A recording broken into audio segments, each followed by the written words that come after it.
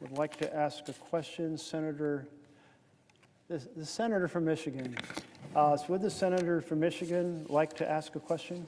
Well, I would. Thank you, Senator Merkley, for yielding to me. I do have a question for you. And certainly I appreciate all that you have been saying over all of these hours. You're right, we are in a real crisis here in this country. Before you go any further, can you just say these magical words, would you yield for question? And I will say that I will yield for question. Would you yield for a question? I will yield for question, yes. Well, thank you. I appreciate that. And again, thank you for bringing this to the attention of the American people in such an eloquent way. First, I'd just like to ask my colleague about how President Trump is pursuing dangerous and authoritarian practice of basically picking winners and losers in government. Clearly, he's like a king. As we've seen, he's picked winners and losers by illegally refusing to spend money that Congress has directed. He's picking winners and losers by withholding federal grant funding for programs, disaster relief, and medical research unless people basically bend the knee to his draconian demands. He's picking winners and losers by firing nonpartisan experts in programs that he doesn't like, and he's replacing them with people whose only qualifications that they're loyal to the president, only qualification he cares about. And in classic authoritarian playbook, he's covering all of this up by removing independent watchdogs that conduct oversight of executive functions. One of the most egregious examples of this power grab is the ongoing effort to illegally withhold funding that Congress has authorized and appropriated with bipartisan support for critical services. He's withholding it. President Trump froze funding that helped Michigan communities build new radio towers, prepare for natural disasters, and construct safe and modern infrastructure. And when the president breaks the law to give a windfall to some states and some communities, but not others, he is picking winners and losers. We've also seen how President Trump has picked winners and losers among the employees who work on critical government programs and protect our national security. President Trump has fired tens of thousands of nonpartisan federal employees, all because they carry out a function that the president simply doesn't like. And just this week, President Trump's Department of the Interior fired hundreds of workers who protect the health and safety of the Great Lakes, an economic and ecological gem for Michigan and all the states that surround those lakes. At every turn, President Trump has instituted policies that increase his power and sway so that he can more easily pick winners and losers among the federal workforce. He's made it so that only qualification for being a federal worker is someone who voted for you, whether or not you were voted for him, whether or not you actually do the job. In fact, he's taking us back to the spoils system of the 1800s. And it's not only politicizing our nonpartisan expert civil service, it's jeopardizing our government's ability to deliver crucial services to the American people. And like authoritarians in the past, President Trump doesn't want you to know about his illegal actions. So he's covering them up by undermining independent oversight at every single turn. And when it comes to picking winners and losers, we know that President Trump always chooses himself as the winner. He blatantly uses the office of the president to promote the sale of his own meme coins. He accepts large investments and gifts from foreign governments without regard for national security concerns or federal ethics laws. Meanwhile, his family and friends peddle influence and make deals to enrich themselves and the president. And what have all these efforts to enrich himself add up to? It's no surprise that his net worth has risen by $3 billion in the past year. So I'd like to ask my colleague from the great state of Oregon a question about what these decisions to basically unlawfully pick winners and losers, what do you believe that means for the future of our country? Well, I so appreciate the point that my colleague from Michigan has been making. And if we think about the fundamental difference between a democracy and authoritarian government, one way of describing that difference is that in a democracy, elected representatives of the people, like folks who are gathered here right now, work together, bringing their diverse life experiences, their knowledge of their individual states, and together find a strategy that will address their collective challenges so that each and every part of the country is represented and things are addressed that are important to every part. That design of the programs and how they will operate and how they will fund happen in a democracy in a chamber like this. In an authoritarian system, it's all happening on the executive side. The executive is saying, here are the programs that are going to be funded. Here are my priorities and what I'll do. Here are the grants I'll cancel and the ones that I'll redirect. Here is the way we'll run these programs. And that is exactly what the Trump administration is trying to do. They are trying to move the responsibility we have under the Constitution to design programs, to decide how much they should be funded, to resolve questions about how they will operate, and move that responsibility over to the executive. And the head of Office of Management and Budget, he was very upfront about it. He said, I believe in the unitary executive, where all power rests with the president.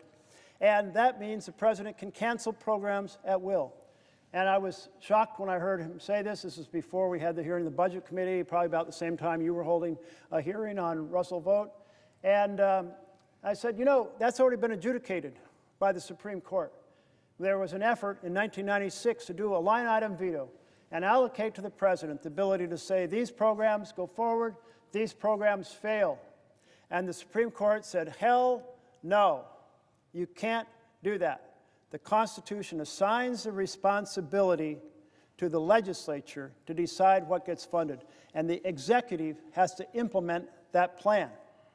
And when the question of impoundments came up at an earlier date, we're on a different strategy. Nixon said, hey, I think I'll just not forward the funding. I will impound it so certain programs won't get funded. Again, that had gone to the Supreme Court.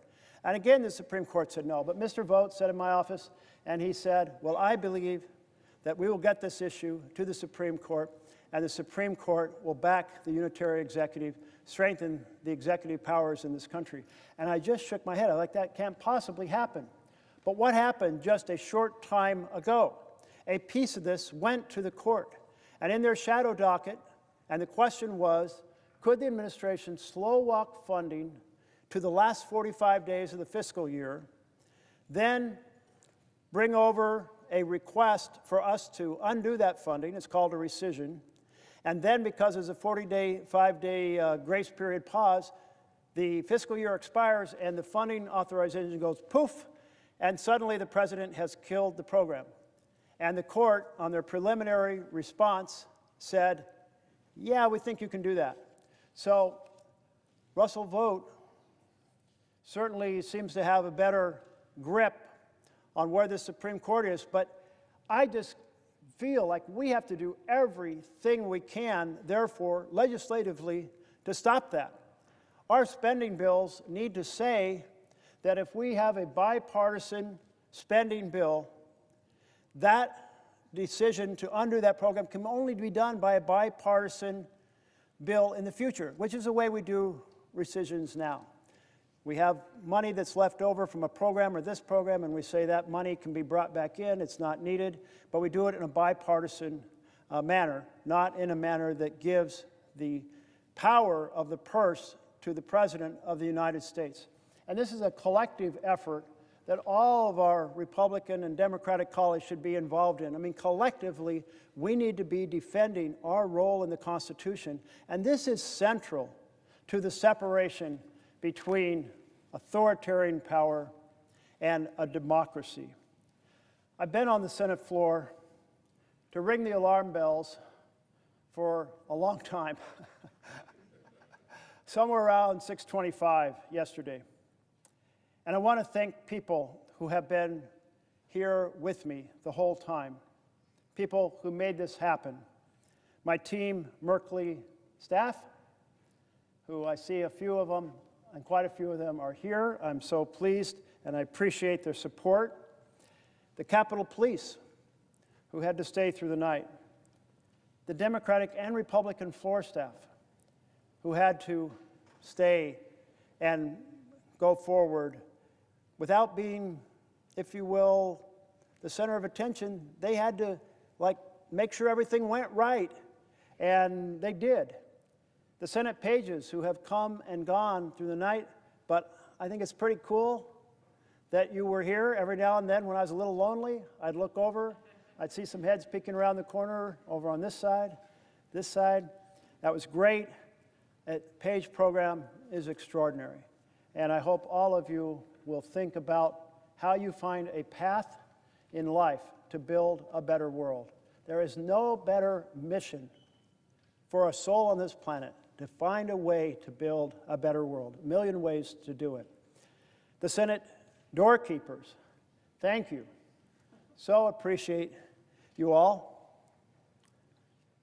Senate parliamentarians, oh my goodness.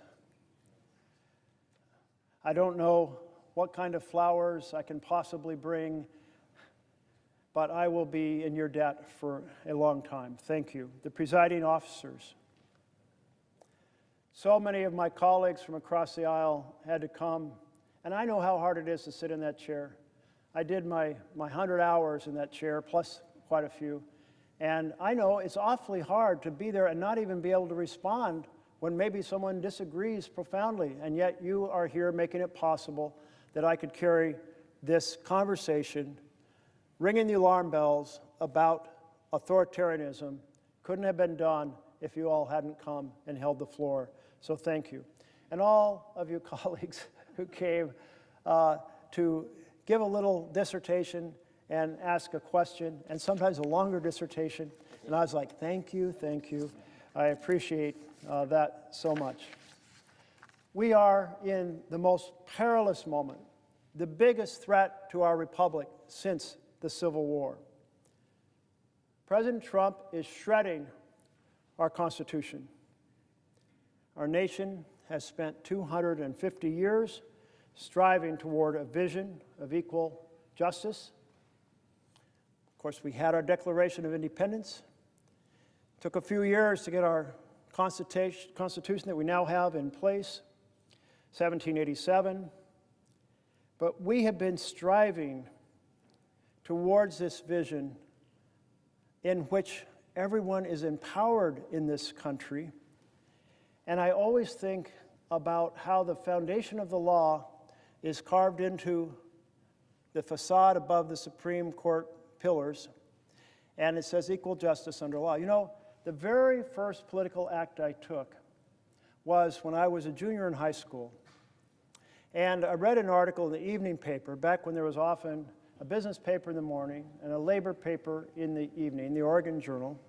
And the article said that Agnew, Vice President Agnew, had been convicted of bribery, convicted of taking $100,000, the article said, and he had been given a fine of $10,000. And I was like, what? For the rich and powerful, they get to keep 90% of their proceeds?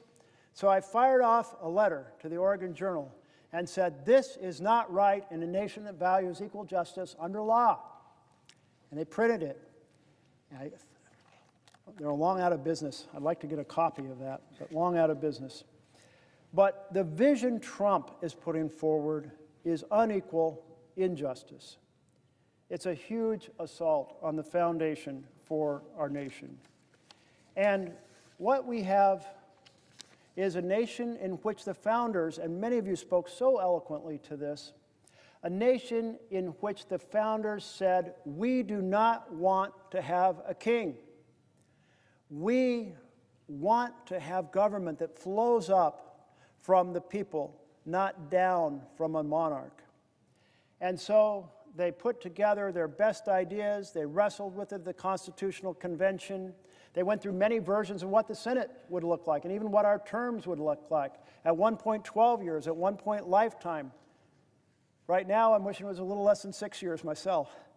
But the challenge we have is that that vision of a separation of powers, of checks and balances, is being steadily destroyed by President Trump. In the book that I was using as kind of the framework for discussing these issues, it says most people, even today, think it's still republics die with men wielding guns. And it is essential we understand that that is not the way most republics die today. Most republics die because someone is elected who starts working systematically to reduce those checks and balances. And then perhaps they're aided by a rubber stamp Congress. And perhaps they're aided by a Supreme Court that vests more power in the executive with key decisions. And of course, it takes that aggressive authoritarian personality. And we've got all three. We are fully in the authoritarian moment right now.